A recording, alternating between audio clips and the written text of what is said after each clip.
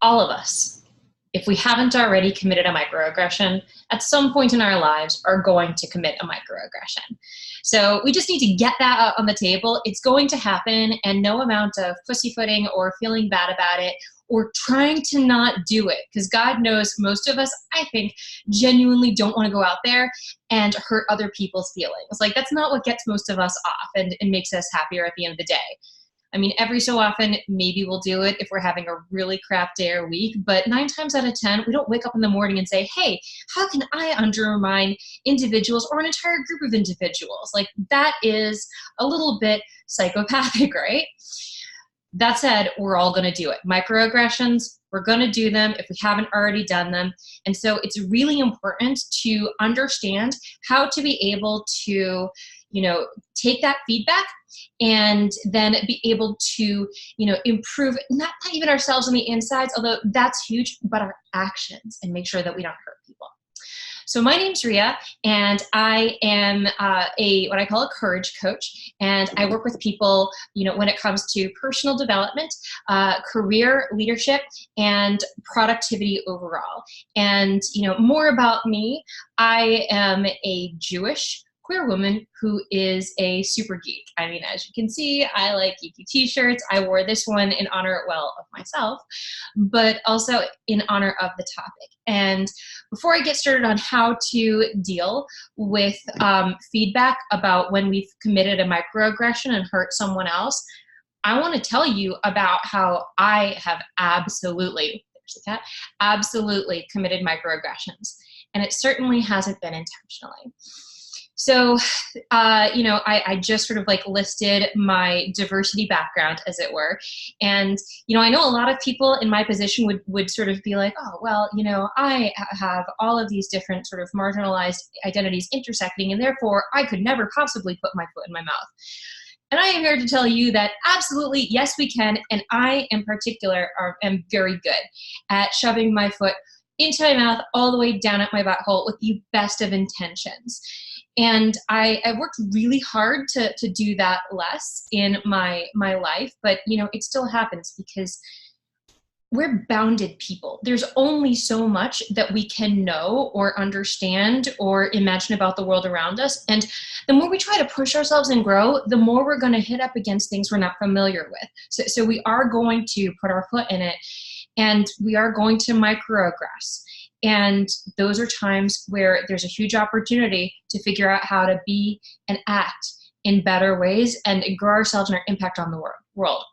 So one example that was super formative for me was a few years out of college.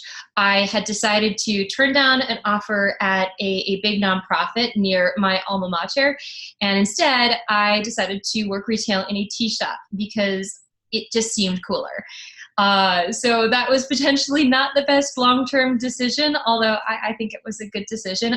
But it was what I chose, and I was in the management team, and I loved this company, and I loved my coworkers. We had such a great crew, and this was outside of Philadelphia, and most of the people on the team, there was me, and then one of the other supervisors was this amazing gay dude who was an actor, and then another was a young woman who'd grown up in a little bit of a rough neighborhood in Philly, and she was white, and she actually had a background where she'd actually struggled with drugs, and she managed to get sober, which was incredible. And then the rest of our coworkers, they were all people of color, mainly Black, and they'd grown up in West Philly, which is very much a depressed and segregated area.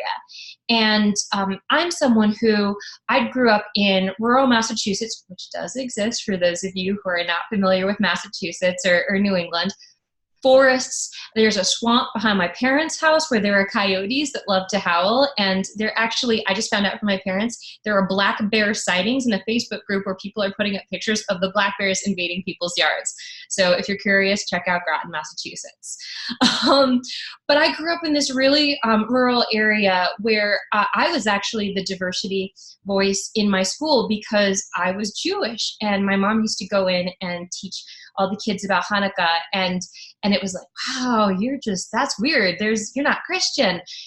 And there were no people of color around me. And at the time I wasn't, I did a lot of things that definitely I now see as tipping off to my career identity, but at the time I didn't even know that was really an option.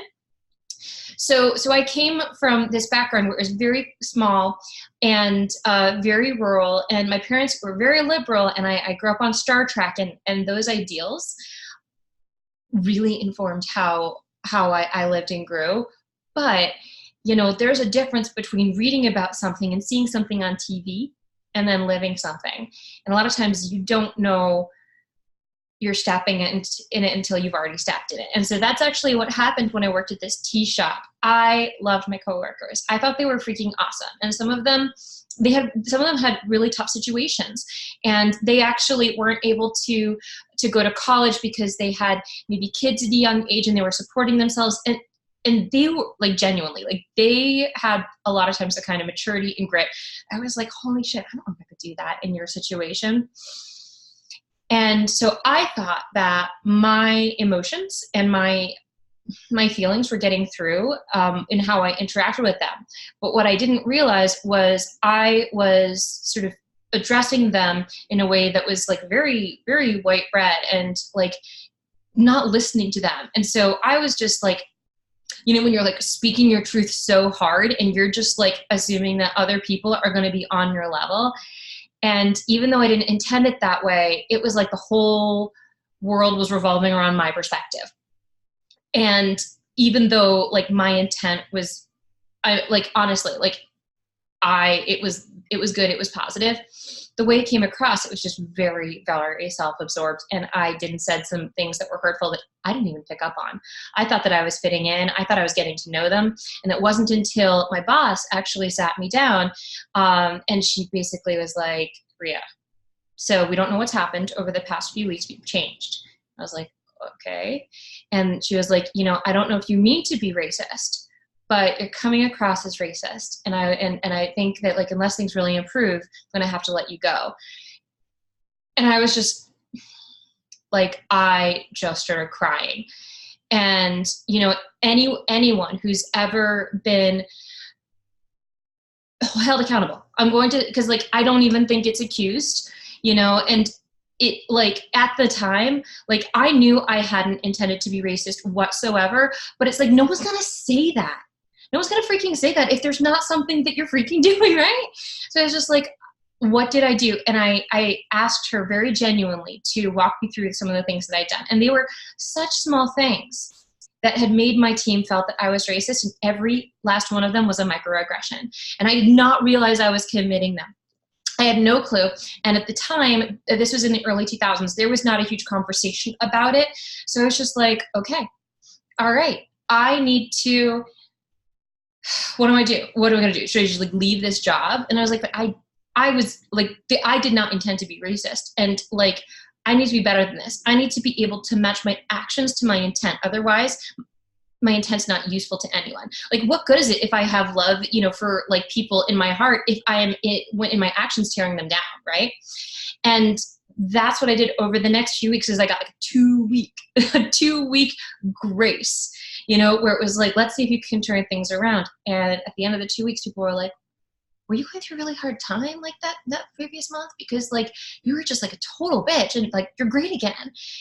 And it was because I had listened to the feedback that I'd received. And I was like, I am not, like, my way of acting and behaving is not worth hurting other people. What the most important thing is what my intention is and what I want to accomplish. And I'm going to change how I do things so that I am not undermining and hurting people, so that like I can be the best coworker possible. So that's my story. And that's why I feel really passionately about microaggressions. There have been other points in my life where I have bucked up, but this one was really formative. And, you know, just because I am queer and a woman and Jewish, like, we can look at the diversity bingo, and I've got quite a few numbers on it, and all of those things mean nothing in terms of me suddenly being like better than or unable to microaggress, because we all can, and we all will, because we can't understand the uniqueness of other people's experiences. We really can't.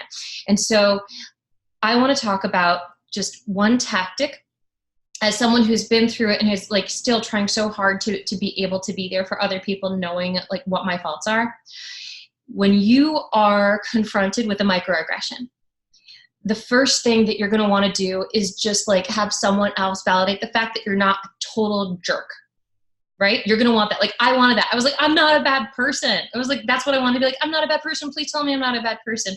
No, don't go there, because you know what? It hurts to be called out for our mistakes, but it gives us the opportunity to fix them. And remember, someone's not going to say this stuff to you if you weren't hurting them. So it's not about you. It wasn't about me. Like, it felt like it in the moment, but it was an opportunity for me to see how it was about them. So just that feeling of like, but I'm not a racist, an anti-Semite, a bigot, like I'm not like against queer people, like whatever it is, definitely feel that, because you know what, guys, like most of us are not. And you know, yes, we might have some like latent, you know, like basically racism or bigotry like built in, but most of us are trying to work through that. We're trying to be good people. It's okay to feel really upset and ashamed. It really is, you know, and just to feel sadness. But you can't expect other people to then compensate for your fuck up. Yeah. So then what you do is just like feel the pain and feel the sadness. And then what I want you to do is think about how the other person on the other end was sad enough and in pain enough that they came and told you. Because talking about this is hard. It's hard being vulnerable. You know, I would say 8 times out of 10, most of us we don't engage in vulnerability. So if someone's doing this when they know that the other person's going to shut down as soon as they hear like, you know, the ism that they're talking to you about and the microaggression, this was a pretty big deal. So take a deep breath and just be like, it's okay to be hurt. And then what you need to do is just say, all right, what kind of impact do I want to have in the world? And really think about that. And know that you can be a good person and still do bad things. And the important thing about being a good person is we're always trying to be better people. And so you can be a good person and fuck up. I try to be a good person and I do fuck up. All right. So just like take a deep breath. It's okay to feel sad. Don't ask the other person to make you feel better when you feel sad and upset and ashamed. It's like, okay, I'm really sorry.